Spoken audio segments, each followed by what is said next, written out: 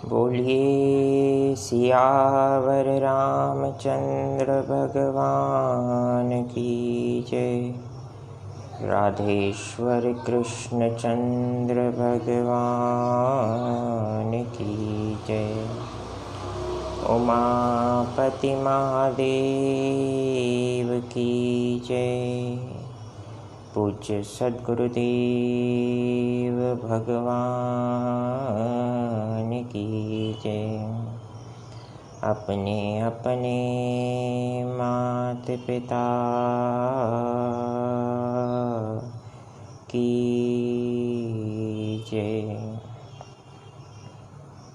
नाम पाहरो दिवस निसी, ध्यान तुम्हारे कपाट। लोचन निज पद चंत्रित, जाहि प्राण की बाट।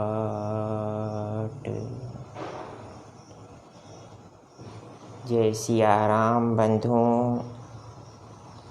श्री राम कथा के आज के कथा प्रसंग में हम प्रवेश करें। हनुमान जी माता सीता से भेंट कर लंका दहन कर माता सीता को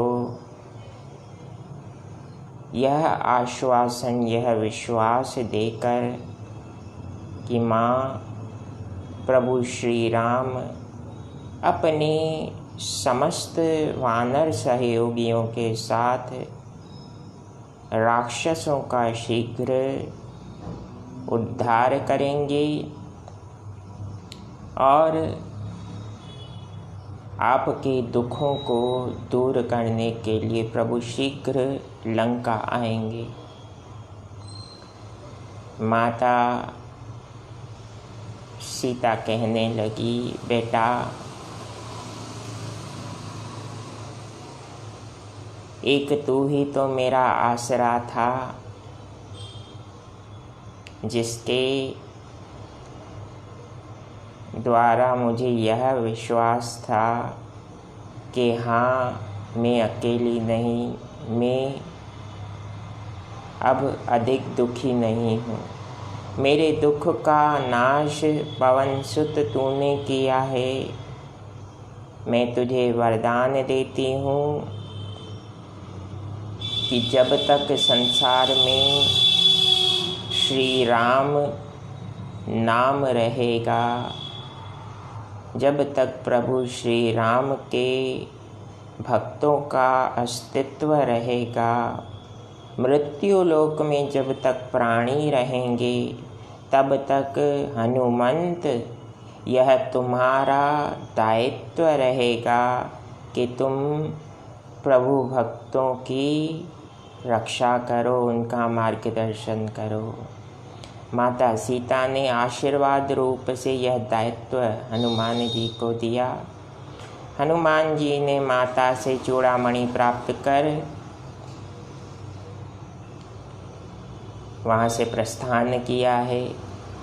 श्री राम के पास जब पवन सुत आए हैं तो स्वयं के कार्य सिद्धि का बखान हमें स्वयं नहीं करना चाहिए। इस बात को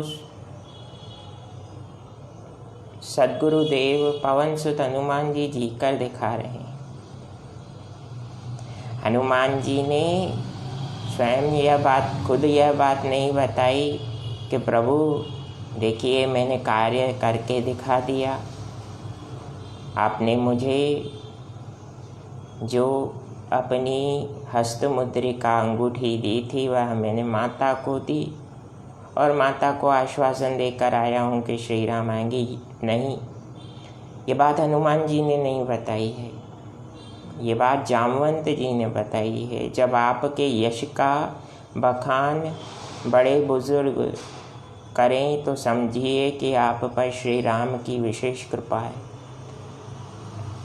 जब आप स्वयं द्वारा किए गए विलक्षण और अद्वितीय कर्मों को करने के बाद भी इस भाव में नहीं जीते कि मेरा कोई सम्मान करे, मेरी जय जयकार करे, मेरा अभिनंदन करे, तो विश्वास मानिए कि प्रभु श्री राम ने आपके जीवन से मानस रोगों का नाश करना प्रारंभ कर दिया है। क्योंकि मानस रोग रूपी दंभ, अभिमान और प्रसिद्धि की भूख, ये ऐसे विकार हैं जो दिखते नहीं, सुनने में तो ये गुण लगते हैं, लेकिन इन गुणों को व्यक्ति प्रायः पचा नहीं पाता, क्योंकि इन्हें पचाने का एकमात्र मार्ग श्री राम नाम है, श्री प्रभु नाम है। अपने अपने आराध्य में दृढ़ विश्वास रखने वाले जीव द्वारा ही इन मानस रोगों पर जीत प्राप्त की जा सकती है। हनुमान जी चुपचाप बैठे हैं श्री राम के चरणों में, क्योंकि सेवक अगर स्वामी के सामने आँखों में आँखें डाल के बात करेगा तो वह सेवक नहीं, वह अंतःकरण से स्वयं को स्वामी मान बैठा है।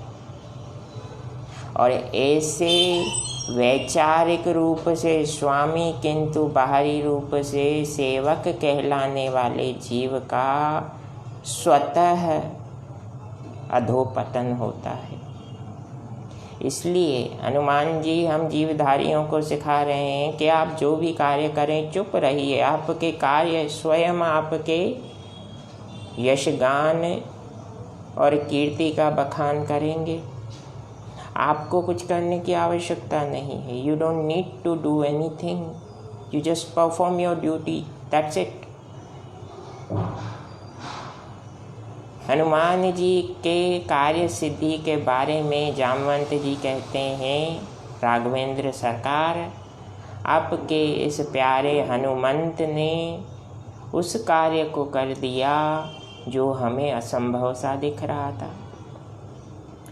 अब प्रभु आपकी कृपा से श्री सीता जी के दुखों का भी नाश शीघ्र होगा। हनुमान जी को मेरे राम ने हृदय से लगाया है। बार बार हनुमान जी चरणों में प्रणाम करते हैं, किंतु श्री राम बार बार उन्हें उठाकर हृदय से लगा लेते हैं। यही तो जीवन का अचीवमेंट है। जब आप अपने स्वामी के लिए, अपने बॉस के लिए कोई कार्य करते हैं और आपके मन में लेश मात्र भी अभिमान नहीं, तो सम्मान तो स्वतः आपके चरणों में आएगा, क्योंकि हनुमान जी ने जी कर दिखाया। पवन सुत से श्री राम जी अपने नज़दीक बैठाकर उनसे पूछते हैं, हे प्यारे हनुमंत, बताओ श्री सीता जी उन राक्षसों के गढ़ के मध्य में रहकर रहती करती रक्षा स्वप्राण की, अपने प्राणों की रक्षा किस प्रकार से करती हैं। तब मेरे सद्गुरुदेव ने कहा, नाम पाहरू दिवस निसी, ध्यान तुम्हारे कपाट। प्रभु आपका नाम माता के लिए आश्रय है। दिन रात आपके नाम का आश्रय माता द्वारा ग्रहण किया गया है। उनका ध्यान और कहीं जाता ही नहीं। उन्हें यह विश्वास है कि करुणा निधान मेरे दुखों का नाश अवश्य करेंगे। ध्यान तुम्हारे कपाट। जिस प्रकार से घर की सुरक्षा के लिए कपाट होता है, दरवाज़ा होता है, मुख्य द्वार होता है, उसी प्रकार से हे प्रभु आपके व्यक्तित्व का, आपके उज्ज्वल स्वरूप का ध्यान ही माता जानकी के लिए दुखों को अपने मन में प्रवेश करने से रोकने वाले कपाट हैं। लोचन निज पद जंत्रित, माता के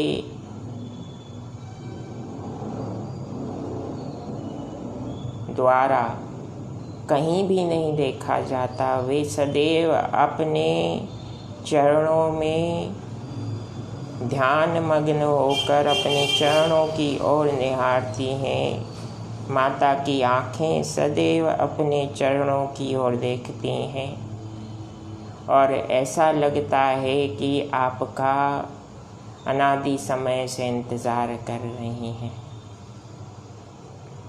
जहाँ ही प्राण के ही बाट। अब प्रभु आपके प्रति इतना दृढ़ विश्वास रखने वाले व्यक्ति के जीवन से प्राण कैसे जा सकते हैं जब तक आप उनका हित ना साधें। श्री राम जी ने यह सुनते ही भावभीने स्वरूप से, भावभीने अंतःकरण से यह कहा कि हनुमंत, जिस जीव को राम का आश्रय है उस जीव को चिंतातुर होने की आवश्यकता नहीं। और यहाँ से मेरे प्रभु श्री राम ने पंचम सोपान सुंदरकांड के अंतिम प्रसंग के रूप में यह प्रसंग आता है कि प्रभु ने सुग्रीव वानरराज से कहा कि मित्र, अब देर नहीं करनी चाहिए, हमारे पास समय बहुत कम है। समुद्र तट की ओर वानर यूथपों, भालू यूथपों के साथ श्री राम, लक्ष्मण, वानरराज सुग्रीव और ऋक्षराज भालुओं के राजा जामवंत जी हैं। इस प्रकार से भगवान ने अपने भक्त के भावों का मान रखते हुए यथाशीघ्र अपनी आद्य शक्ति के दुखों को, संसारी दुखों को दूर करने के लिए प्रस्थान किया है। प्रभु श्री राम इसी प्रकार से प्राणी मात्र को सदैव सत्य, चित्त और आनंद की प्रेरणा करते रहें और जीवधारी का मन भी श्री राम की गाथा में लगा रहे। इसी सद्मनोरथ और सद्भाव के साथ प्रभु श्री सीताराम जी श्रोताओं की सद्मनोकामनाओं को पूर्ण करेंगे। जय सिया राम, जय जय हनुमान।